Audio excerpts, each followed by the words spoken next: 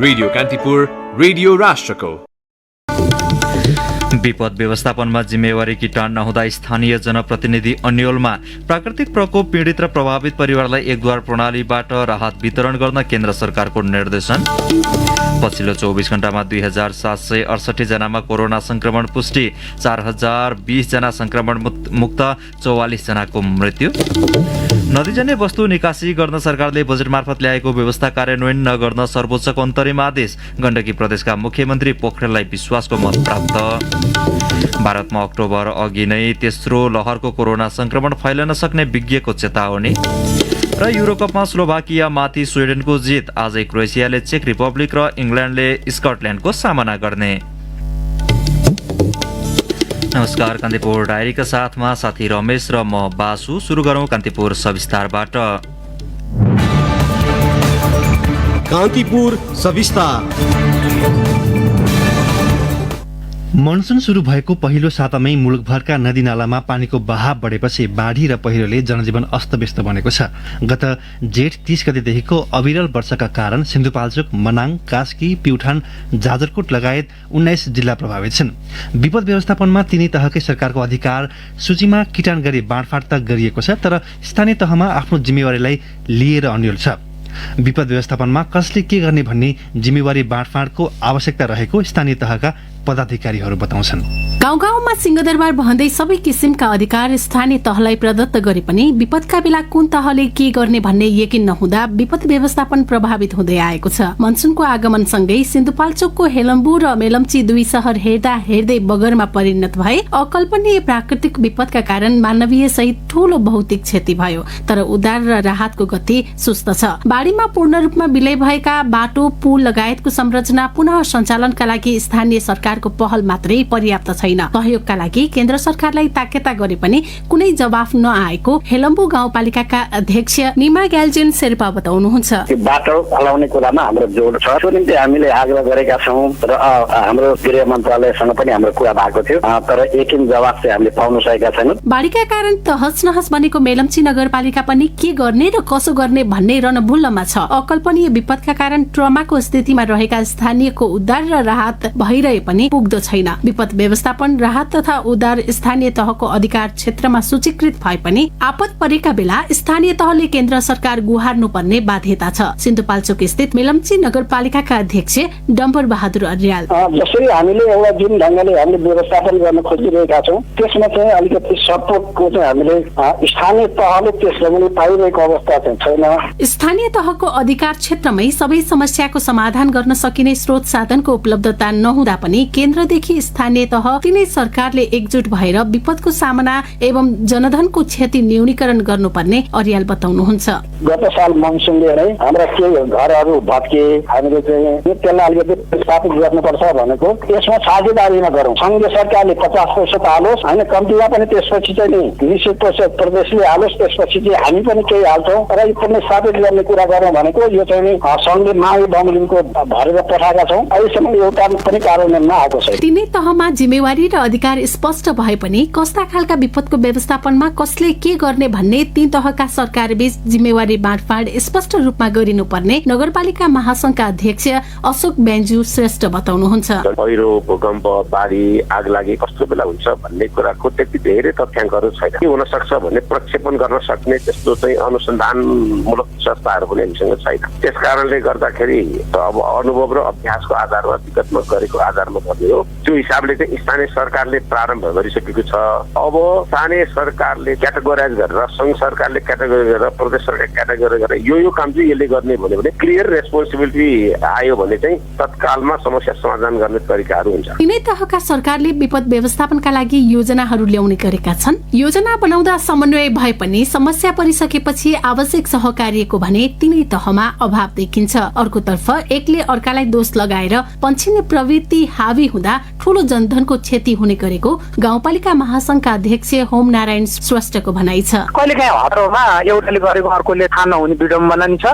एउटा one door सिस्टममा यसमा यसले हेर्ने यसमा यसले हेर्ने र यसको समन्वय सूचना दिने, यसको अभिलेख राख्ने, के हुँदा कसले गर्ने, कुन काम के को हो भन्ने कुराको सुस्पष्ट कानुन यस्तो चिज भइदियो अझै राम्रो हुन्थ्यो। त्यो के पनि भएको छैन भन्ने पनि गलत हो। अब सब ठिकठाक सुस्त हो है भन्ने कुरा पनि गलत हो। जो हुन सक्छ सबैभन्दा नजिकको सरकार स्थानीय सरकार नै भएकोले उनीहरूले नै अग्रपंक्तिमा रहेर विपदको व्यवस्थापनमा जुट्नुपर्ने केन्द्रीय सरकारको दलिल छ। अझ विपदका बेला कुन सरकारको के जिम्मेवारी भनेर हरहिसाब गर्ने भन्दा पनि जसले जहाँ जुन किसिमको सहायता गर्न सक्छ गरिहाल्नु पर्ने गृह मन्त्रालय अन्तर्गतको राष्ट्रिय विपद जोखिम न्यूनीकरण तथा व्यवस्थापन प्राधिकरणका प्रवक्ता विश्वप्रकाश अर्याल बताउनुहुन्छ। सबभन्दा पहिला नजिकको भनेको स्थानीय सरकार नै हुन्छ। स्थानीय सरकारले गर्न सकेका कामहरू अनि प्रदेश संघीय सरकारले चाहिँ त्यसलाई सपोर्ट गर्ने हो। विपदको बेलामा कसले गर्ने भनेर मुख ताक्ने अवस्थै होइन। त्यहाँ जसले जे सकिन्छ त्यो आफूले आनिकायबाट सक्ने अवस्थासम्म गर्ने हो। नसक्नेमा नै सहयोग माग्ने चाहिँ अवस्था चाहिँ सिर्जना हुनुपर्छ।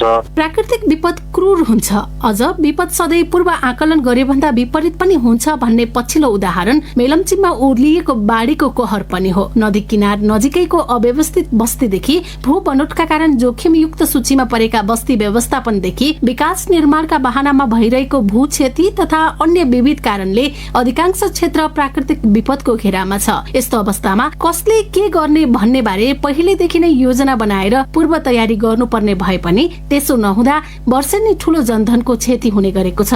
अर्कोतर्फ एकले अर्कोलाई दोष लगाएर पन्छिने प्रवृत्ति हावी हुँदा तिनै तहका सरकारको मिच्याइमा जनता वर्षेनी पिल्सिन बाध्य छन्। रेडियो कान्तिपुरका लागि इन्द्रलक्ष्मी घिमिरे। कान्तिपुर सविस्तार।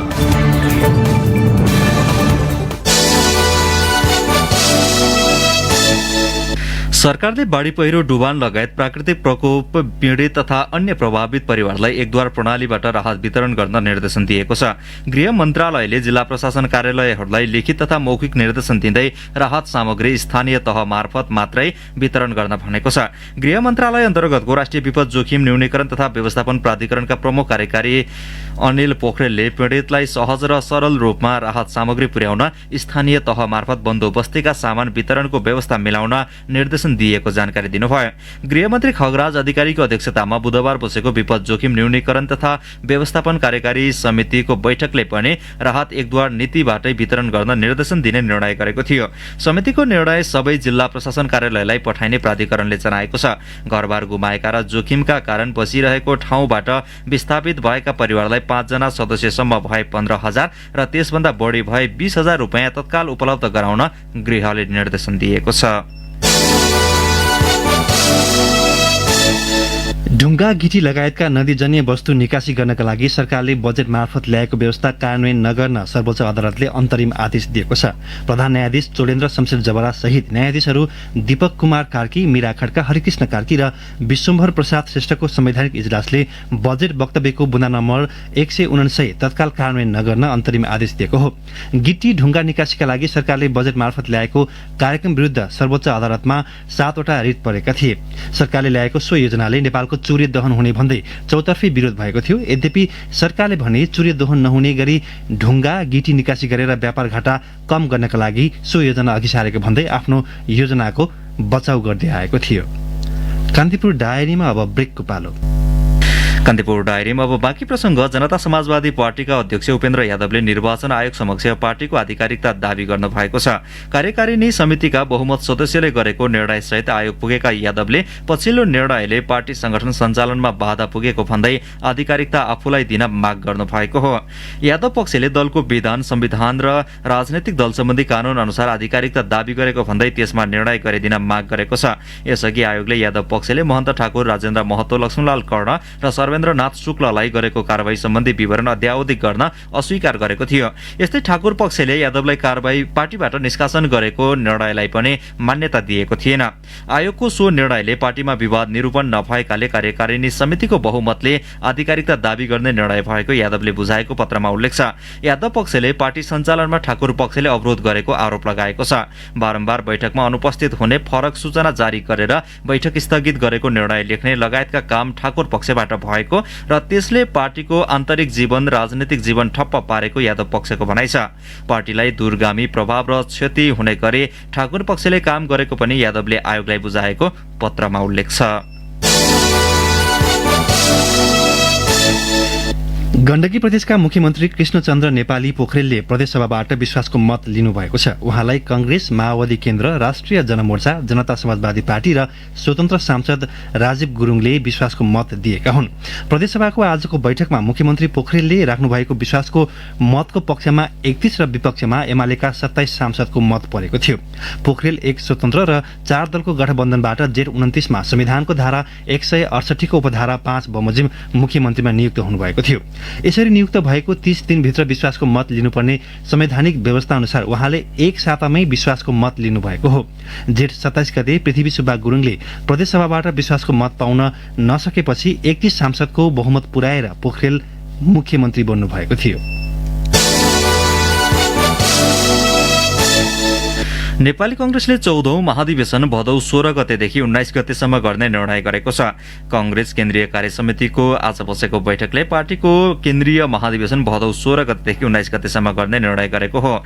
कंग्रेसले साउन 12 गते गाउँ तथा नगरको ओडाको अधिवेशन, साउन 16 गते गाउँपालिका नगरपालिकाको अधिवेशन, साउन 20 गते क्षेत्रीय अधिवेशन र एकमात्र प्रतिनिधि सभा निर्वाचन क्षेत्र भएको जिल्लामा साउन 23 गते तथा एकभन्दा बढी निर्वाचन क्षेत्र भएको जिल्लामा साउन 26 गते अधिवेशन गर्ने निर्णय गरेको छ। यस्तै प्रदेश अधिवेशन भदौ 1 र 2 गते गरिने निर्णय गरिएको पनि कंग्रेसका नेता कंग्रेस सहमहामन्त्री प्रकाश शरण महतले जानकारी दिनुभयो। कंग्रेसले वर्तमान प्रधानमन्त्री केपी शर्मा ओली विरुद्धको मोर्चामा सहभागी हुन चाहने व्यक्ति र राजनीतिक दललाई समेटेर एकताबद्ध रूपमा अगाडि बढ्ने निर्णय पनि गरेको छ।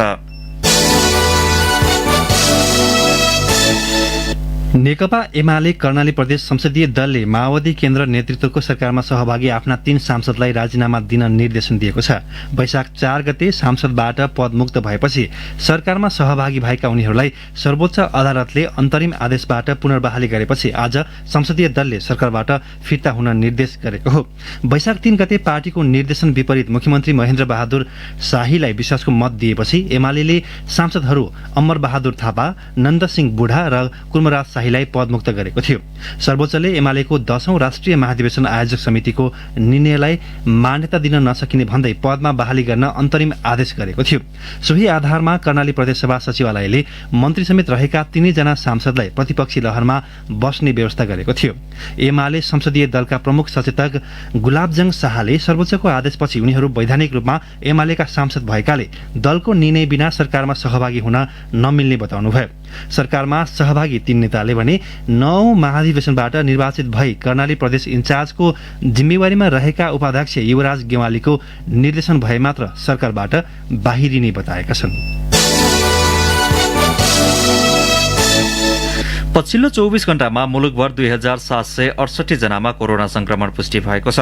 स्वास्थ्य तथा जनसंख्या मन्त्रालयका अनुसार विभिन्न जिल्लामा गरिएको 7569 पीसीआर परीक्षणमा 1963 र 5468 एन्टिजेन परीक्षण गर्दा 805 जनामा कोरोना संक्रमण पुष्टि भएको हो। जसमध्ये काठमाडौँमा 394, ललितपुरमा 60 र भक्तपुरमा 54 जना गरी 508 जनामा कोरोना संक्रमण पुष्टि भएको छ। यो सँगै नेपालमा कुल संक्रमितको संख्या 6,42,808 जना पुगेको छ। यस्तै पछिल्लो 24 घण्टामा 4020 जना कोरोना संक्रमण मुक्त भएका छन्। यो सँगै कोरोना संक्रमण मुक्त हुनेको संख्या 5,09,624 पुगेको छ। पछिल्लो 24 घण्टामा सबैभन्दा धेरै 31 देखि 40 वर्ष उमेर समूहका 364 जनामा कोरोना संक्रमण पुष्टि भएको मन्त्रालयले जनाएको छ। मन्त्रालयले दिएको जानकारी अनुसार थप 44 जनाको मृत्यु भएको छ। यो सँगै नेपालमा कोरोनाबाट मृत्यु हुनेको संख्या 8641 पुगेको छ। लगातारको वर्षाका कारण आएको बाढी पहिरोका कारण मुलुकका विभिन्न स्थानमा हराइरहेकाहरूको उद्धार कार्यमा स्थानीय तह जनप्रतिनिधि जुटेका छन्। मनाङको नार्पाभूमि गाउँपालिकाको विकट फू गाउँ स्थित लेकमा सम्पर्कविहीन भएकाको खोजी गरी उद्धार गरिएको छ। मनाङबाट निर्वाचित विघटित प्रतिनिधि सभाका सांसद पोल्देन छोपाङ गुरुङले आफै खटिएर उद्धार गर्नुभएको हो। फू गाउँको लेकमा मात्रै 60 जना जति सम्पर्कविहीन रहेकोमा कुलुङ लेकबाट 26 जनाको उद्धार गरी फू गाउँ ल्याइएको छ। फूबाट सो ठाउँ जान 2 दिन लाग्छ। त्यस्तै लघु लेकबाट 8 जनाको उद्धार गरी फुक गाउँमा ल्याइएको छ। उनीहरू सबै यार्चा गुम्बा टिप्न हिमालको फेदमा गएका थिए। सोमबार रातिदेखि निरन्तर पानी परेपछि उनीहरू हिमालमुनि हिमपात भइरहेको ठाउँ करिब 5000 मिटर उचाइमा थिए। बाढी र पहिरोका कारण सम्पर्कविहीन उनीहरूलाई पोल्देन छोपाङ गुरुङको नेतृत्वमा खोजी गरिएको र उद्धार भइरहेको प्रमुख जिल्ला अधिकारी विष्णु लामिछानेले बताउनुभयो। यस्तै जाजरकोटको कुसे पाटनमा बेपत्ता भएका गोठालाहरूको प्रहरीले सकुशल उद्धार गरेको छ। हावाहुरीमा परेर 4 दिनदेखि कुसे हिमालको जलजला पाटनमा हराइरहेका कुसे गाउँपालिका 8 र 9 का 7 जनाको प्रहरीले आज सकुशल उद्धार गरेको हो। बेपत्ता भएकाहरूको खोजी गर्न प्रहरी निरीक्षक शिवकुमार छेत्री सहित 7 जनाको टोली 2 दिन पैदल हिँडेर जोखिम मोल्दै पाटन पुगेको थियो। मौसम खुलेपछि प्रहरी टोली जलजला पाटनमा पुगेर बेपत्ता भएकालाई फेला पारेको जाजरकोटका प्रहरी प्रमुख प्रहरी नायब उपरीक्षक मधु कुमार थापाले बताउनुभयो। वर्षात, हावाहुरी, चिसो, खाना नपाउनु लगायतका कारणले 7 जनालाई जलजला स्थित रितो भिडी गोठमा अर्धचेत अवस्थामा फेला पारेको थापाले बताउनुभयो। अब केही समाचार संक्षेपमा। बाढीका कारण मुगु स्थित गमगाड साना जलविद्युत आयोजनाको विद्युत सेवा अवरुद्ध भएको छ। हिजो मध्याह्न जलविद्युतको नहरको मुहान स्थित इन्टेकमा बाढी पसेपछि विद्युत अवरुद्ध भएको नेपाल विद्युत प्राधिकरण गमगाड जलविद्युत कार्यालय प्रमुख दिनेश पौडेलले बताउनुभयो। अरनिको राजमार्ग अन्तर्गत भुम्लु दच स्थित दोलालघाट पुल जोखिममा परेको छ। मेलम्ची खोलामा आएको बाढीका कारण इन्द्रावती नदीमा पनि पानीको सतह बढेपछि सो मोटर रेल पुल जोखिममा परेको हो। 5 दिनदेखिको अविरल वर्षाले कालीकोटका सबैजसो ग्रामीण सडक अवरुद्ध भएका छन्। खाडाचक्र 6 मोल्फा नजिकै गएको पहिरोबाट स्थानीय बल विश्वकर्माको मृत्यु भएको प्रहरीले जनाएको छ। काली गण्डकी नदीमा आएको बाढीले तटीय क्षेत्रमा कटान सुरु गरेसँगै सदरमुकाम बेनी प्रमुख पर्यटकीय स्थल तातोपानी समेतका बस्ती उच्च जोखिममा परेका छन्। पूर्व सांसद कृष्ण सिंह परियारको 68 वर्षको उमेरमा निधन भएको छ। मधुमेह, उच्च रक्तचापको समस्याले ग्रसित नेता परियारको आज बिहान 7 बजे नेपालगञ्ज 12 कोरियनपुर स्थित आफ्नै निवासमा निधन भएको हो। बुढी गण्डकी नदीले गोर्खाको धार्जे गाउँपालिका 1 यारु बगरको 2 घर बगाएको छ। बुढी गण्डकी कटानले यारु बगरका 7 घर उच्च जोखिममा परेका छन्। महाकाली नदीमा पानीको बहाव बढेको छ। दार्चुलाको दत्तुमा राखिएको जल मापन केन्द्रमा जल सतहले खतराको सतह पार गरेको भन्दै सतर्क रहन जिल्ला प्रशासन कार्यालय बैतडीका सूचना अधिकारी खगेन्द्र भारतीले आग्रह गर्नुभएको छ। र बाढीले ल्याएको हिलो माटो र पहिरोको ढुङ्गा सफा गर्ने क्रममा बेहोस भएका बागलुङ नगरपालिका 4 का 19 वर्षीय सागर नेपालीको मृत्यु भएको छ। कान्तिपुर डायरीमा अब रूपन्देही डायरीको पालो। रूपन्देही डायरीबाट सन्जु पौडेलको नमस्कार। नेकपा एमाले निकट अखिल नेपाल राष्ट्रिय स्वतन्त्र विद्यार्थी युनियन अन्तर्राष्ट्रिय रूपन्देही क्षेत्र नम्बर 3 र राष्ट्रिय युवा संघ नेपाल सिद्धार्थनगर रूपन्देहीले भैरवा स्थित भीम अस्पतालमा उपचाररत बिरामी गुरुवाहरूलाई निशुल्क मास्क, सेनिटाइजर र पानी वितरण गरेका छन्। अस्पतालमा हेल्प डेस्क सञ्चालन मार्फत स्वास्थ्य सामग्री तथा पानी वितरण गरिएको अन्तर्राष्ट्रिय युका केन्द्रीय सदस्य तथा कार्यक्रम संयोजक भीम भण्डारीले बताए। वैशाख 26 गतेदेखि सुरु गरेको कार्यक्रम अन्तर्गत हालसम्म 1500 बढीलाई मास्क, सेनिटाइजर तथा पानी वितरण गरिएको छ। नेपाल भन्सार एजेन्ट संघ सिद्धार्थनगर रूपन्देहीले कोभिड-19 विरुद्धको खोपको व्यवस्था गर्न माग गरेको छ। संघले सानो संख्यामा भन्सार एजेन्ट पेशामा आबद्ध रहेका व्यक्तिहरूलाई खोपको व्यवस्था गर्न सरकारसँग माग गरेको हो। चालक र सहचालकसँग प्रत्यक्ष भेटघाट सम्पर्क गर्नुपर्ने भन्सार एजेन्टको बाध्यता रहेकाले सो पेशामा आबद्ध व्यक्तिलाई खोपको व्यवस्था मिलाउन संघले रूपन्देहीका प्रमुख जिल्ला अधिकारी असमान तामाङ मार्फत सरकारलाई आग्रह गरेको छ। महामारीका बेला रगतको अभाव हुन नदिन नेपाल नियमित रक्तदाता संघ रूपन्देहीले रगत संकलनलाई तीव्रता दिएसँगै संगठन विस्तारलाई पनि तीव्रता दिएको छ। नेपाल रक्तदाता संघ रूपन्देहीले सैनामेनामा शाखा विस्तार गरेको छ। आज भएको नेपाल नियमित रक्तदाता संघ रूपन्देहीको एक भेलाले शंकर गेवालीको अध्यक्षतामा 11 सदस्यीय सैनामेना नगर कार्य समिति विस्तार गरेको संघका जिल्ला उपाध्यक्ष लेखनाथ भण्डारीले जानकारी दिए। 3 दिनदेखि अवरुद्ध पूर्व पश्चिम राजमार्ग खुलेको छ। राजमार्ग विस्तारका लागि रूपन्देहीको देवदहमा बनाइएको डाइभर्सन लगातारको वर्षापछि आएको भल्ले बगाउँदा राजमार्ग 3 दिनदेखि अवरुद्ध थियो। सड़क डिभिजन कार्य बुटवलले भत्किएको स्थानमा फेरि डाइभर्सन बनाएपछि हिजो रातिबाटै राजमार्गमा सवारी हिँड्न थालेका छन्। सड़क खुलेपछि सामान्य रूपमा सवारीको आवाजावत भइरहेको ट्राफिक कार्य बुटवलका डीएसपी दिल्ली नारायण पाण्डेले बताए। हवस् त, रूपन्देही डायरी आजलाई यति नै। सन्जु पौडेल बिदा हुन्छु, नमस्कार। रूपन्देही डायरी पछि कान्तिपुर डायरीमा पुनः ब्रेकको पालो। कान्तिपुर डायरीमा अब आर्थिक प्रसङ्ग। मनसुन सुरु भएको एक सातामा बाढी पहिरोबाट गण्डकी प्रदेशमा 12 करोड 34,80,000 बराबरको क्षति भएको छ। प्रदेश प्रहरी कार्यालय पोखराले सङ्कलन गरेको क्षतिको प्रारम्भिक तथ्याङ्क अनुसार घर, गोठ, सरकारी भवन, विद्यालय, सवारी साधन, जलविद्युत आयोजनामा गरेर सो रकम बराबरको क्षति पुगेको हो। लमजुङमा मात्रै बाढी तथा पहिरोबाट 10 करोडको क्षति भएको छ। स्याङ्जामा 63 लाख, मनाङमा 40 लाख, म्याग्दीमा 35 लाख, पर्वतमा 30, कास्कीमा 30, तनहुँमा 21,80,000 र नवलपुरमा 15 लाख बराबरको भौतिक क्षति भएको प्रदेश प्रहरी कार्यालयका सूचना अधिकारी प्रहरी नायब उपरीक्षक श्यामु अर्यालले जानकारी दिनुभयो। कान्तिपुर डायरीमा अब अन्तर्राष्ट्रिय प्रसङ्ग। कोरोना संक्रमणको दोस्रो लहर ओह्रालो लाग्दै गएको भारतमा आगामी अक्टोबर अघि तेस्रो लहर फैलन सक्ने स्वास्थ्य विज्ञले आकलन गरेका छन्। विशेषज्ञ, चिकित्सक, वैज्ञानिक, भाइरोलोजिस्ट तथा संक्रमण रोग विज्ञ गरी विश्वका 40 जना विज्ञले गरेको 15 दिन लामो सर्वेक्षण पश्चात सो निष्कर्ष निस्किएको रोइटर्सले जनाएको छ। तेस्रो लहरको संक्रमण दोस्रो लहरको तुलनामा छिट्टै नियन्त्रणमा आउने समेत विज्ञले जनाएका छन्। संक्रमण विरुद्धको खोपको अभाव, औषधि, अक्सिजन तथा अस्पतालमा बेडको अभाव जस्ता समस्या तेस्रो लहरमा नहुने समेत अध्ययनको निष्कर्ष छ। संक्रमणको जोखिम अझै 1 वर्ष जारी रहने समेत विज्ञले आकलन गरेका छन्। All India Institute of Medical साइन्सेसका निर्देशक रणदीप गुलेरियाले खोप कार्यक्रमको तीव्रताले प्रतिरोधात्मक क्षमताको विकास भएकाले तेस्रो लहर सहजै नियन्त्रणमा आउने बताउनु भएको छ। तेस्रो लहरको संक्रमणका 18 वर्ष मुनिका बालबालिका बढी प्रभावित हुने अध्ययनले देखाएको छ। अब खेल प्रसङ्ग। स्विडेनले 16औं संस्करणको युरोकप फुटबलमा पहिलो जित निकालेको छ। समूह चरणको दोस्रो खेलमा स्लोभाकियालाई 1-0 गोल अन्तरले पराजित गर्दै स्विडेनले पहिलो जित निकालेको हो। रुसको सेन्ट पिटर्सबर्गमा स्टेडियममा इमिल फोर्सबर्गले गरेको गोल नै निर्णायक बन्यो। पहिलो हाफ गोल रहित बराबरीमा सकिएको खेलको 77औं मिनेटमा फोर्सबर्गले पेनाल्टी मार्फत गोल गरेका हुन्। जितसँगै समूह ईमा रहेको स्विडेनले 2 खेलमा 4 अङ्क जोडेको छ। स्विडेनले नकआउट चरणमा पुग्ने सम्भावना समेत बलियो बनाएको छ। स्विडेनले पहिलो खेलमा स्पेनसँग गोल रहित बराबरी खेलेको थियो। समूहको स्विडेन शीर्ष स्थानमा रहेको छ। स्लोभाकियाको यो पहिलो हार हो। पहिलो खेलमा स्लोभाकियाले पोल्यान्डलाई 2-1 गोल अन्तरले हराएको थियो। दोस्रो स्थानको स्लोभाकियाले 2 खेलमा 3 अङ्क जोडेको छ। अब युरोकप स्पेशल।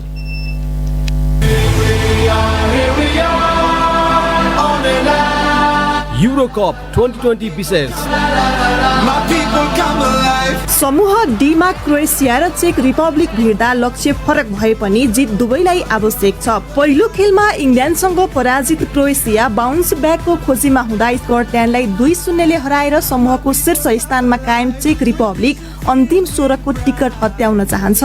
ज्ल्याटको डालिसको टोली क्रोएसिया आज पनि लेफ्ट ब्याक बोर्ना बारिसिच बिना मैदान ओर्लनेछ। तर डेजान ओब्रेनको उपस्थिति, लुका मोड्रिचको प्रेरणा, माटेओ कोभासिच, इभान पेरिसिच र निकोलस ब्लासिचको फर्ममा क्रोएसिया विश्वस्त छ। उता जोराइस्लोभ सिल्हाबिकको टोली चेक रिपब्लिक समूहको शीर्ष स्थानमा रहेको मनोवैज्ञानिक फाइदामा छ। तर यसअघिका 3 भिडन्तमा क्रोएसियालाई हराउन असफल चेक रिपब्लिक त्यसमा सुधार गर्न चाहन्छ। सन् 2016 को युरोमा भने यी दुई टोलीले 2-2 गोलको बराबरी खेलेका थिए। यस्तोमा अनुभवी गोलरक्षक जेरी पाब्लेनका आजको म्याचमा अनुपस्थित रहने भएपछि चेक रिपब्लिकले टमस कोबेकमा बढी निर्भर रहनु पर्नेछ। प्याट्रिक सिकले अघिल्लो खेलमा जस्तै उच्च फर्म प्रदर्शन गर्नेमा टोली ढुक्क छ। यी दुई बीचको खेल राति 9:30 बजे ग्लासगोमा हुनेछ। समूह डीमा लगातार 2 खेल जित्नबाट इङ्ल्यान्ड धेरै टाढा छैन। शुक्रबार राति 1:15 बजे वेम्बलीमा स्कटल्यान्डलाई प्रतिद्वन्दी पाउँदा थ्री लायन समूहको शीर्ष स्थान हत्याउने योजनामा हुनेछ। प्रशिक्षक स्टिभ क्लार्क स्कटल्यान्डले यसअघि चेक रिपब्लिकसँग बेहोरेको 2-0 को हारमा मलम लगाउने पक्षमा छन्। रहिम स्टर्लिङको एकमात्र गोलको मद्दतमा समूहको पहिलो खेल जितेको इङ्ग्लिस टोलीमा डिन हेन्डरसनको अनुपस्थितिमा आरोन राम्सडेलले मौका पाउँदा डिफेन्डर ह्यारी मग्वायर अझै पूर्ण रूपमा चोटमुक्त हुन बाँकी छ। इङ्ग्लिस टोलीको आक्रमण स्टर्लिङसँगै ह्यारी केन र फिल फोडेनले संयुक्त रूपमा सम्हाल्दा प्रशिक्षक गारेथ साउथगेट अन्तिम स्वरमा टोली पुग्ने आधार थप मजबुत हुनेमा ढुक्क छन्। स्कटल्यान्ड दोस्रो हारको स्वादसँग युरोबाट बाहिरिन चाहँदैन। यस्तोमा किरण टेर्नीको अनुपस्थितिले चेक रिपब्लिकलाई नतिजा सुम्पिएको स्कटल्यान्ड आज उनलाई मैदान ओह्रालेर आफ्नो डिफेन्स मजबुत बनाउन चाहन्छ। प्रशिक्षकले आज चे एडम्सलाई मैदान ओह्राले कुनै आश्चर्य हुने छैन। यस्तोमा आक्रमणको जिम्मा जोन म्याकगिन, स्टुअर्ट आर्मस्ट्रङ र स्कट म्याकटोमिनीले सम्हाल्नेछन्।